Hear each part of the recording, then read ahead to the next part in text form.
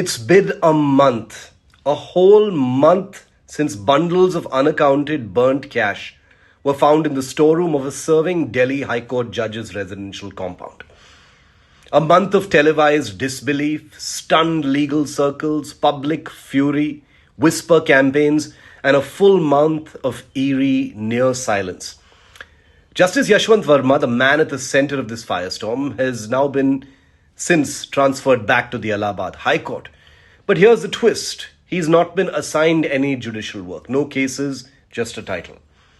But is this the system's way of managing optics? Because, let's be honest, what does it tell the average Indian when someone under a cash scandal is still allowed to take oath as a judge? Is that proper? Does this inspire confidence in the judiciary's much-claimed internal mechanisms of accountability? Or does it confirm public suspicions of a closed code of protection, an omerta that shields its own while stonewalling everyone else? 1 month, remember.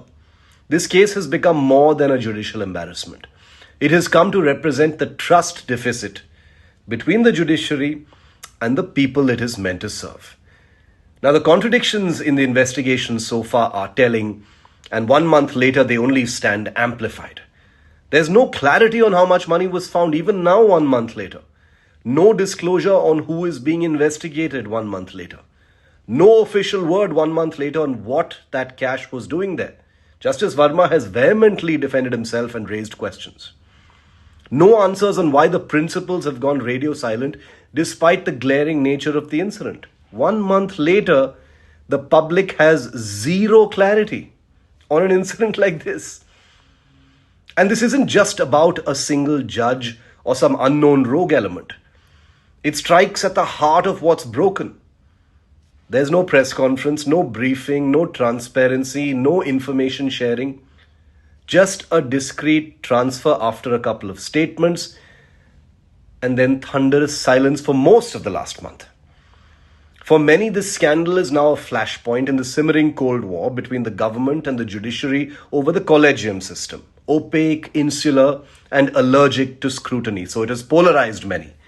But regardless of which side of the war you stand on, the question remains, what does this scandal say about the system itself?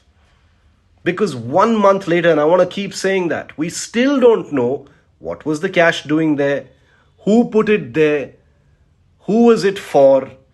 Is anyone seriously investigating even after all the contradictions that embarrassingly came out in public from the agencies? The fact that these questions remain unanswered is more chilling than the discovery itself. Because there's nothing scarier than silence in the face of a scandal of this proportion. And when that silence comes from the judiciary, the cost is the highest cost. Trust.